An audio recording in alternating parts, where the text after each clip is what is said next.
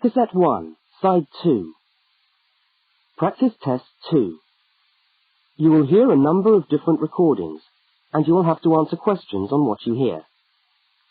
There will be time for you to read the instructions and questions, and you will have a chance to check your work. All the recordings will be played once only. The test is in 4 sections. Write all your answers in the listening question booklet. At the end of the test, you will be given 10 minutes to transfer your answers to an answer sheet. Now turn to section 1 of your question booklet.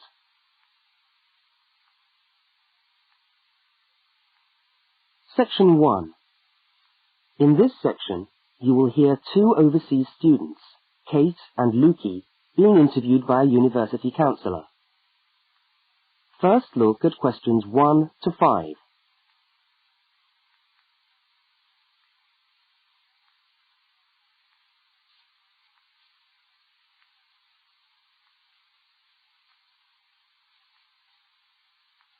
You will see that there is an example which has been done for you.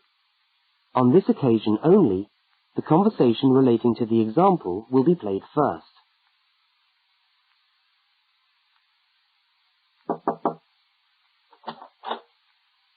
Hi there, Kate. Come on in. How are you today? Fine, thanks.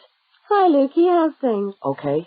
Well, as I explained on the phone, I'm a counsellor here at the Student Services section of the university.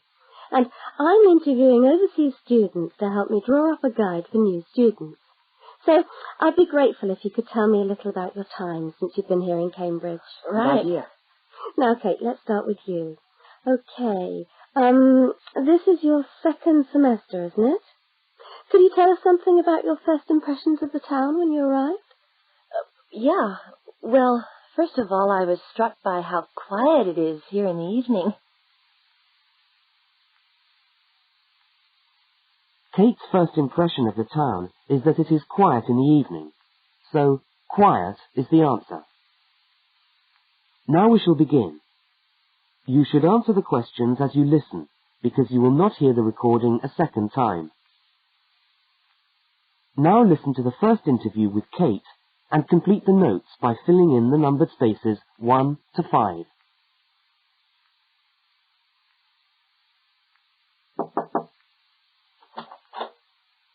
Hi there, Kate. Come on in. How are you today? Fine, thanks. Hi, Lukey. How's things? Okay.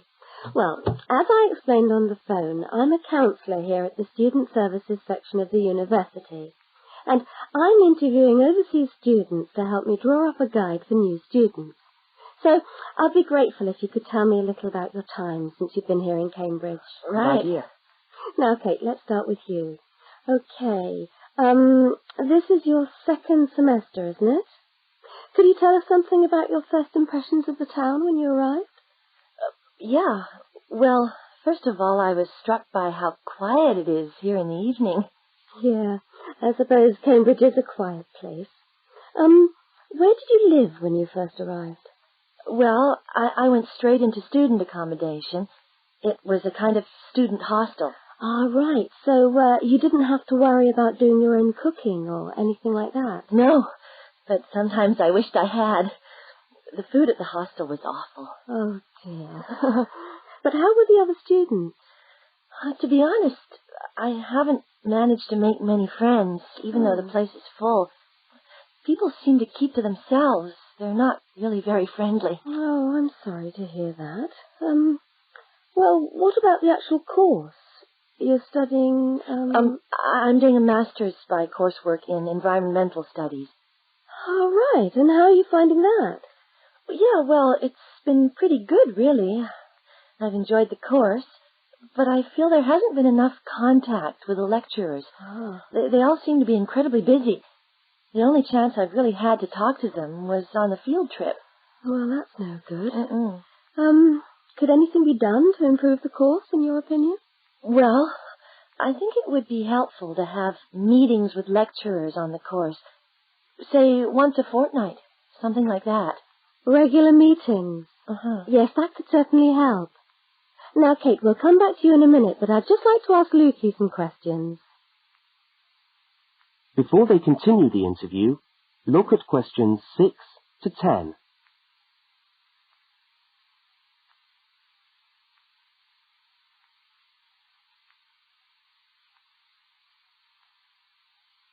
As you listen to the rest of the interview, complete the notes. Lukey, where are you from? I am from Indonesia. And how did you find Cambridge when you first arrived? Well, I like it here. I think the city is very beautiful. What about your accommodation? Was that okay? Yes, okay. At first, I stayed with a family for 3 months. They were very kind to me, but they had 3 young children, and I found it difficult to study. Right, I see. So after 3 months, I moved out, and now I live with 2 other students in a student house. It's much cheaper, and we like it there. Good. And what about your studies? What are you studying? I'm doing a Bachelor of Computing. Computing, I see. Apart from the language difficulties, if you can separate them, how have you found the course? Okay, but... Yes, go on. Well, the main difficulty for me is getting time on the computers in the computer room. It's always busy, and this makes it very hard to do my practical work. Yes, I'm sure it would. Can you reserve time in the computer room? No, you can't. But it would certainly help if we could reserve computer time. Yes, I'll look into that and see if something can't be done to improve things over there. Now, let's go back to Kate. That is the end of section 1. You now have half a minute to check your answers.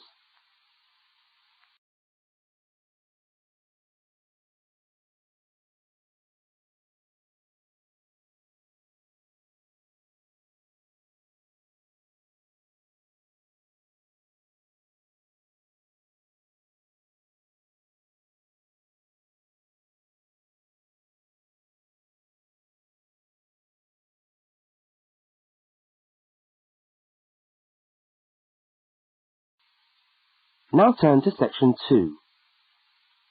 Section 2. You are going to hear a radio talk about buying a bicycle. First, you have some time to look at questions 11 to 20.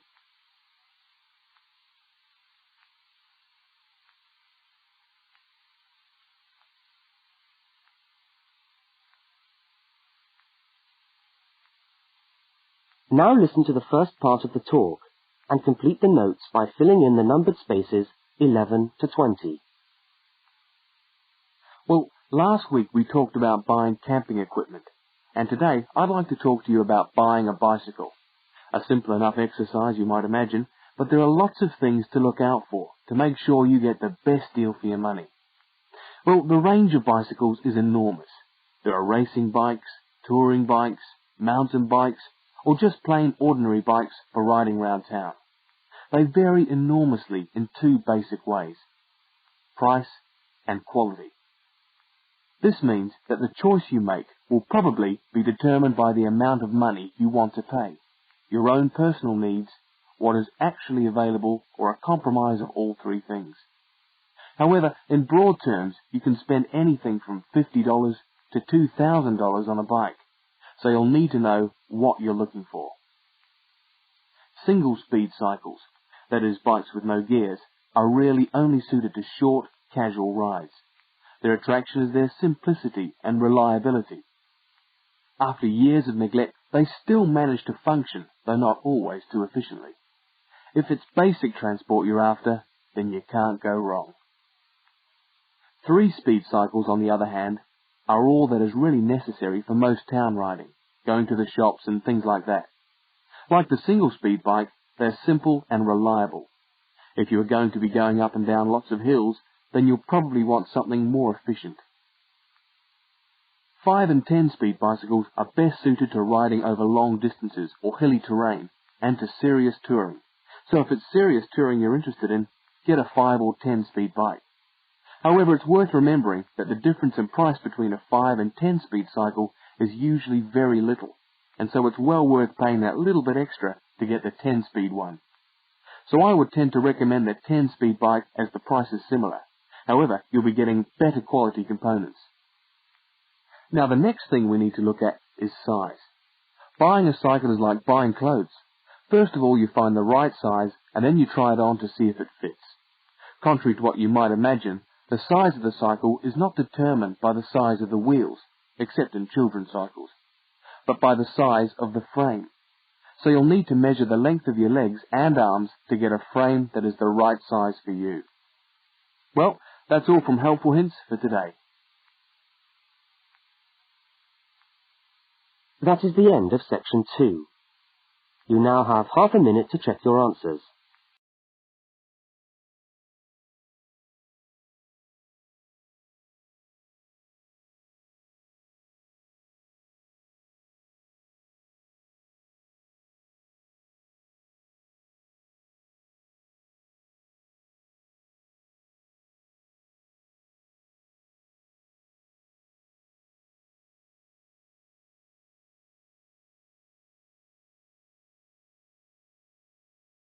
Now turn to section 3.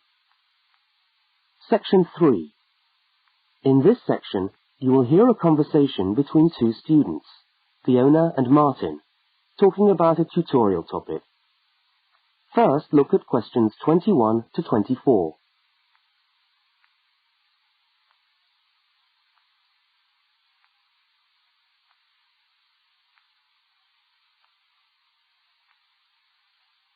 Now listen and answer questions 21 to 24.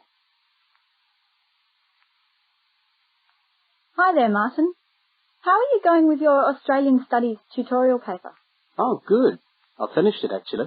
Lucky you. What did you do it on? I'm still trying to find an interesting topic.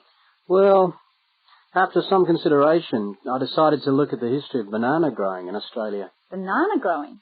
Yeah, banana growing. Fascinating, I'm sure. Well, it's not as boring as you'd think. And I wanted to tie it into the work I've been doing on primary industries and the economy. Anyway, I bet there are a few things you didn't know about bananas. Such as?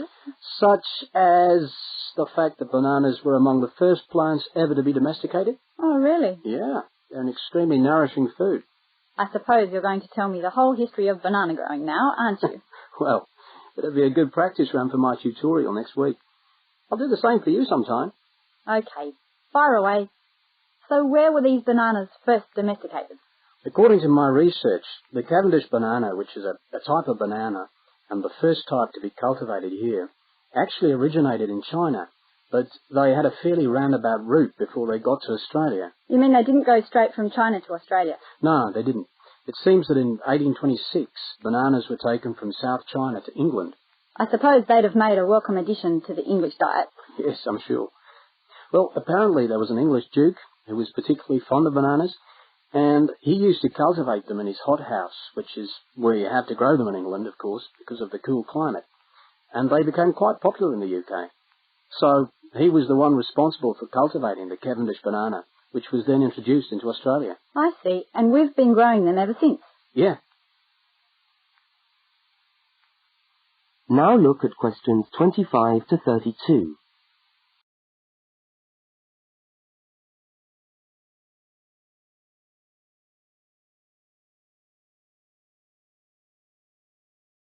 As the conversation continues, complete Martin's notes. Are they hard to grow? Well, yes and no. To grow them in your garden, no, not really. But to grow them commercially, you need to know what you're doing. You see, you only get one bunch of bananas per tree, and it can take up to 3 years for a tree to bear fruit if you don't do anything special to it. But this period is greatly reduced with modern growing methods, particularly in plantations where you have perfect tropical conditions. Right. So what are you looking at? 1 year? 2 years? No, around 15 months in good conditions for a tree to produce a bunch of bananas.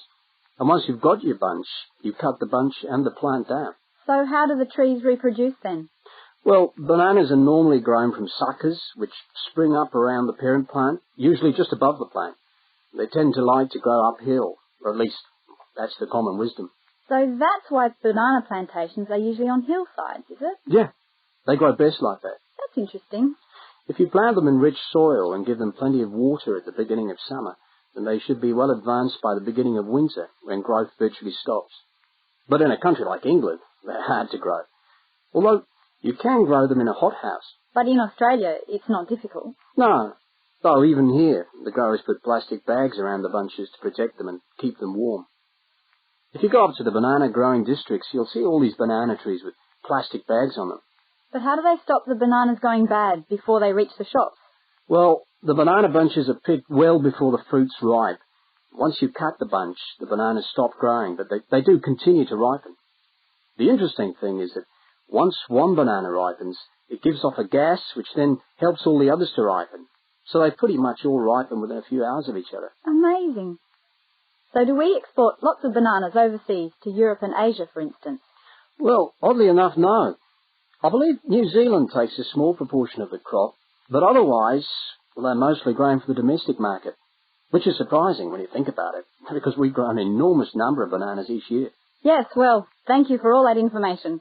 I'm sure the tutorial paper will go really well. You certainly seem to have done your research on the subject. Let's hope so. That is the end of section 3. You now have half a minute to check your answers.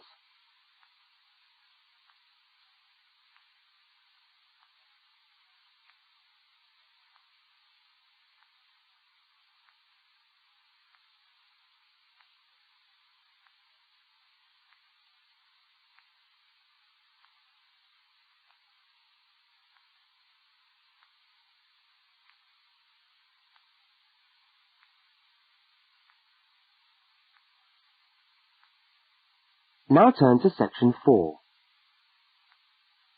Section 4. You are going to hear part of a public lecture for new students. First, look at questions 33 to 35.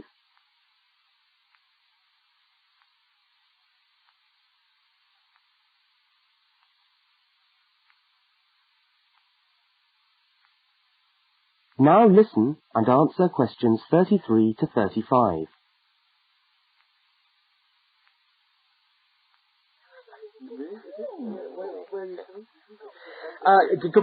Good morning everyone, and welcome to our regular lecture on health issues. This series of lectures is organised by the Students' Union and is part of the Union's attempt to help you, the students of this university, to stay healthy while coping with study and social life at the same time. So, it's a great pleasure for me to welcome back Ms. Diane Greenbaum, who is a professional dietitian and who has been kind enough to give up her time in what I know is a very hectic schedule to come along and talk to us today. Thank you. Thank you very much, John. May I say it's a pleasure to be back.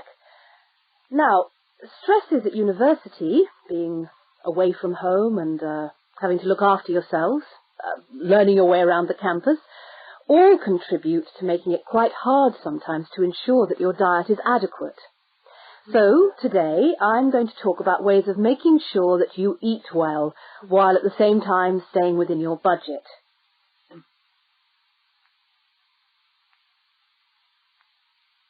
Now look at questions 36 to 41.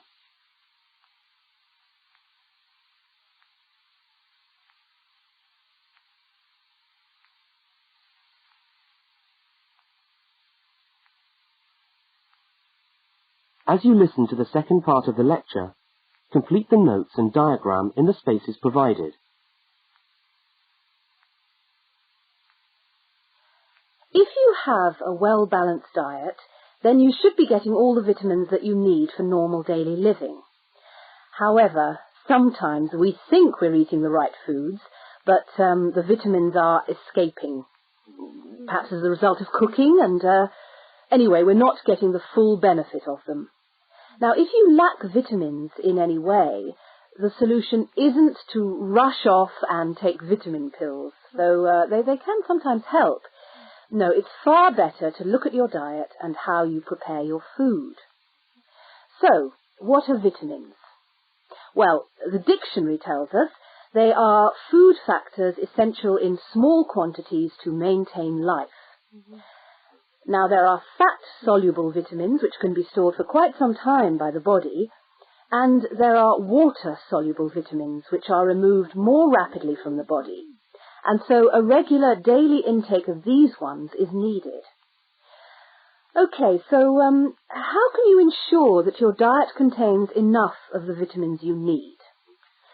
Well, first of all, you may have to establish some new eating habits. No more chips at the uni canteen, I'm afraid. Now, firstly, you must eat a variety of foods. Then you need to ensure that you eat at least 4 servings of fruit and vegetables daily. Now, you'll need to shop 2 or 3 times a week to make sure that they're fresh, and store your vegetables in the fridge or in a cool, dark place. Now, let's just refresh our memories by looking at the healthy diet pyramid. Okay, can you all see that? Good. Well, now, as you see, we've got 3 levels to our pyramid. At the top, in the smallest area, are the things which we should really be trying to avoid as much as possible. Things like, sugar, salt, butter, all that sort of thing. Next, on the middle of our pyramid, we find the things that we can eat in moderation. Not too much, though. And that's where we find milk, lean meat, fish, nuts, eggs. And then at the bottom of the pyramid are the things that you can eat lots of, because they're the things that are really good for you. Here we have bread, vegetables, and fruit. So, don't lose sight of your healthy diet pyramid when you do your shopping.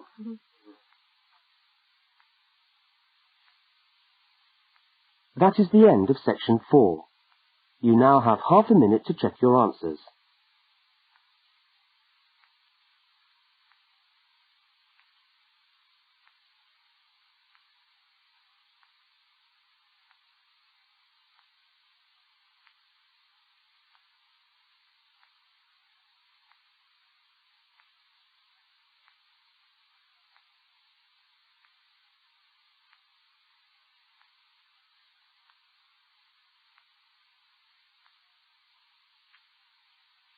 That is the end of the listening test.